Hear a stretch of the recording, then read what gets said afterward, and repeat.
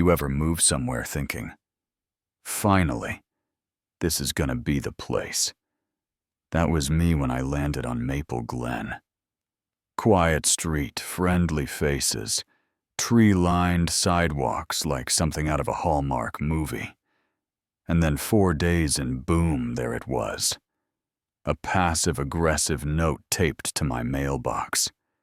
No name, just curly handwriting and underlines like someone was grading my life. Ramp does not meet Maple Glen aesthetic code. Kindly remove to preserve neighborhood harmony. Harmony, huh?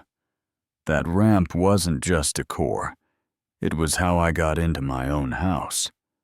Fully permitted, city inspected, and custom built, so I didn't have to struggle with steps every day. I'd been through enough in life. I wasn't about to let a lemonade-sipping neighbor with a god complex ruin my peace. Her name was Elaine Brooks, and while she wasn't technically in charge of the HOA, she chaired something called the Social Harmony Circle, which basically meant she'd anointed herself Queen of Curb Appeal. Clipboard sun visor, the whole suburban command outfit. I tried being polite. Invited her over for tea to explain why the ramp was necessary. She declined. Said she didn't want to risk exposure to unsanitary surfaces. Then muttered something about how maybe I could find a more discreet way to solve my situation. That's what she called it, my situation. Next came the stream of citations. Too many birds at the feeder wind chimes that apparently disrupted the spiritual frequency of the yard trash bins, out 6 minutes too long. She even claimed my grass was too green and didn't match the seasonal palette. You can't make this stuff up. Each letter signed E. Brooks like she was Moses, handing out commandments. I showed the HOA my paperwork, my permits, everything. They shrugged, said Elaine's committee wasn't official, but technically anyone could file a complaint. So, yeah, they did nothing. Then it escalated. I came out one morning and found caution tape stretched across my ramp. Bright yellow with community hazard, scribbled in marker. Not official tape, just someone trying real hard to look like it was. That same week, the bolts on the lower support beam had been loosened on purpose. I knew it wasn't the weather, and sure enough, when I checked my motion camera, there she was. 5:47 a.m. Visor on wrench in hand, crouched like some kind of HOA ninja. I called the city inspector immediately. He came by, confirmed it was tampered with, filed a formal vandalism report. That's when I knew I wasn't just dealing with pettiness anymore. This was someone willing to endanger me to prove a point. So I stopped playing defense and started documenting everything. 3 days later, Elaine showed up at the HOA meeting with a giant binder labeled Ramp Threats, like she was presenting a national security briefing. She claimed she was securing the structure because it looked unstable. Waved around some grainy Google printouts of ramp accidents. I plugged in a flash drive and played the security footage of her on her knees, wrenching at my bolts like she was sabotaging a go-kart. The room went dead quiet.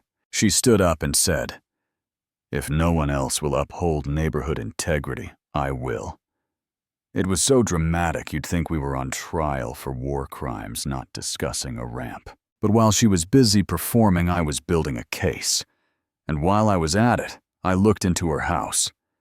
Turns out Elaine's place was a walking OSHA violation, rotting porch steps, exposed wiring, a deck she built 20 years ago with no permits. I filed an anonymous tip to the city. 4 days later, she got slapped with a $2,500 fine and a big red "Unsafe to Occupy" placard. You should have seen her face when the inspector showed up, smiling at first, then melting like wax when he started snapping photos of the janky wiring running from her garage to her backyard lights. And yeah, she tried to fight back. Went online and posted a blurry photo of my house, circled the ramp in red, and wrote, "When will the board wake up?" The post was taken down within an hour, but she kept spiraling. Next day, I woke up to a laminated award taped to my ramp. Least harmonious structure 12v5. I laughed. My neighbor Lucy saw her sneaking around with a flashlight at 2 a.m. to post it like some deranged decorator. That's when Teresa stepped in. She lives 3 doors down, makes the best muffins on earth, and hates bullies more than anyone I've ever met. She introduced me to her cousin, an ADA lawyer named Marie Castillo, and we filed a harassment and vandalism claim. But here's the twist before we even got to court. The HOA had had enough. Turns out Elaine had used community funds to print her ramp attack flyers and forged a fake HOA letterhead. She was hit with fraud and misappropriation of funds. Her role on the Harmony Circle was dissolved, publicly, at the next meeting. It was delicious, but the cherry on top. The HOA held its annual spring social, right on her lawn, or what used to be hers.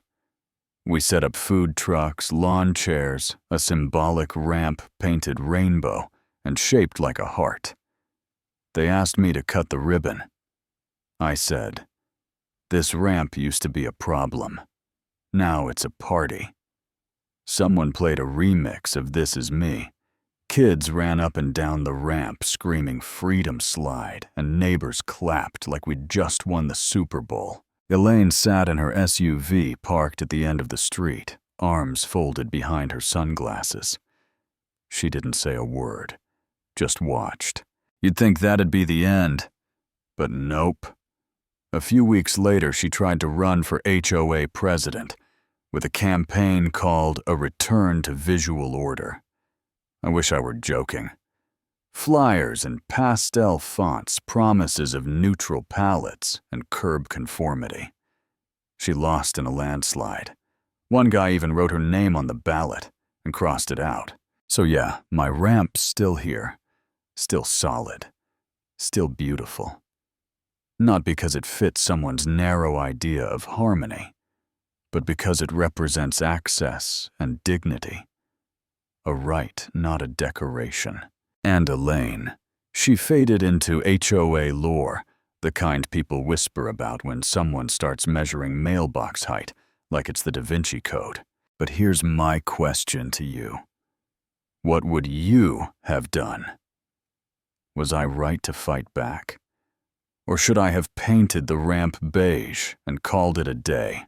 Drop your thoughts in the comments, because this isn't just about one ramp. It's about what kind of neighbors we want to be, and what kind we'll never tolerate again.